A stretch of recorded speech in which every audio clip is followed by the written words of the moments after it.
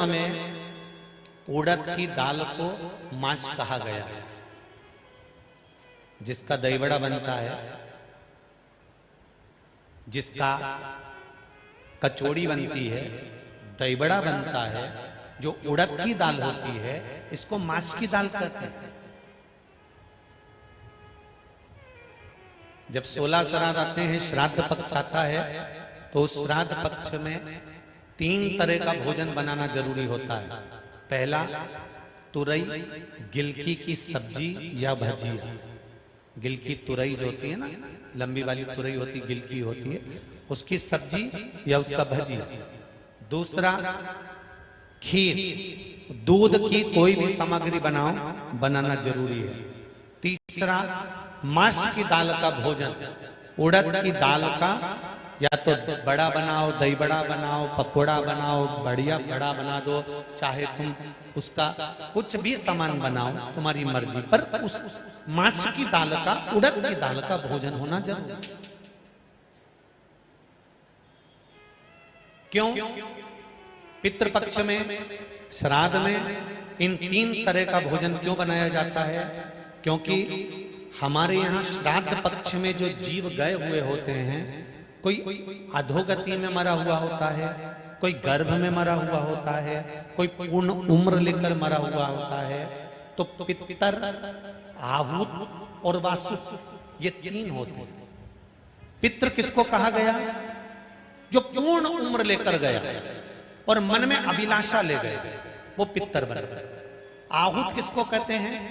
गर्भ में बच्चा है, 4 महीने के बाद वो बच्चा कुंवारी अवस्था में गर्भ के अंदर या गर्भ से बाहर निकलकर 9 महीने में, 10 महीने में, 15 साल में, 12 साल में, 20 साल में, 23 साल में बिना शादी के कुंवारी अवस्था में मर गया, तो वो आहूत कहलाता।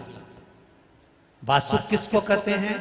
जो शादी होने के बाद में अपने घर में छोटे छोटे बच्चों को छोड़कर, उनकी शादी ब्याह कुछ नहीं करा, उनका कोई धंधा पानी नहीं लगाया, छोटे छोटे बच्चों को छोड़कर बहुत सारी तमन्ना अभिलाषा लेकर अचानक मर गया, वो वासुकों की गिनती में आ जाता।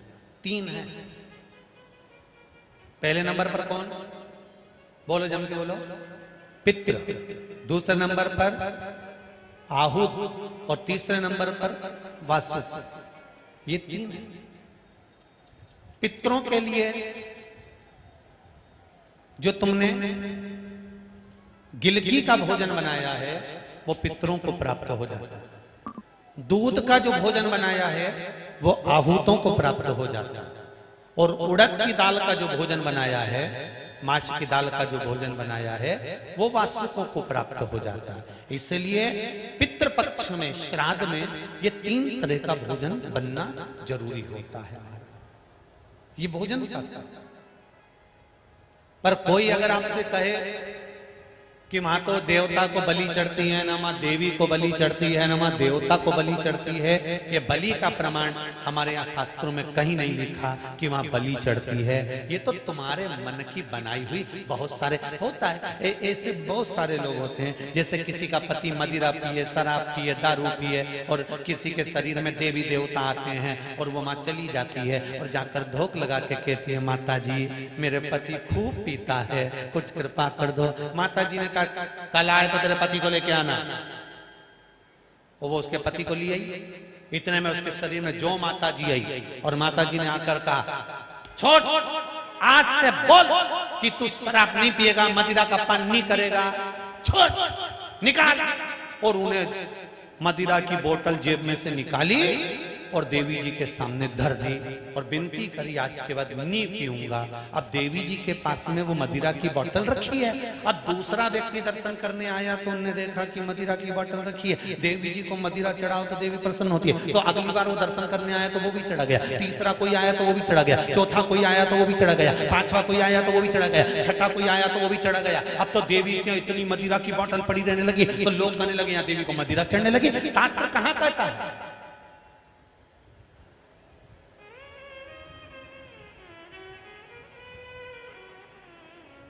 कितना विपरीत विपरीत काम हम करते हैं, उसके बाद कहते हैं हमारे को तो देवता बहुत फल देगा, देवता बहुत कृपा करेगा। अरे यहां तक हिंदू धर्म में शास्त्रों में वर्णन लिखा हुआ है कि किसी मंदिर में अगर भगवान के दर्शन करने जाते हो तो मंदिर के पीछे कभी प्रणाम मत करो, कभी भी।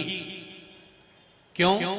मंदिर के पीछे प्रणाम करने से हमारा किया गया पुण्य सत्कर्म सब नष्ट हो जाता है, क्योंकि भगवान के आगे धर्म विराजमान होता है और भगवान की पीठ के पीछे अधर्म का निवास होता है। इसलिए मंदिर के पीछे कभी प्रणाम नहीं करना चाहिए।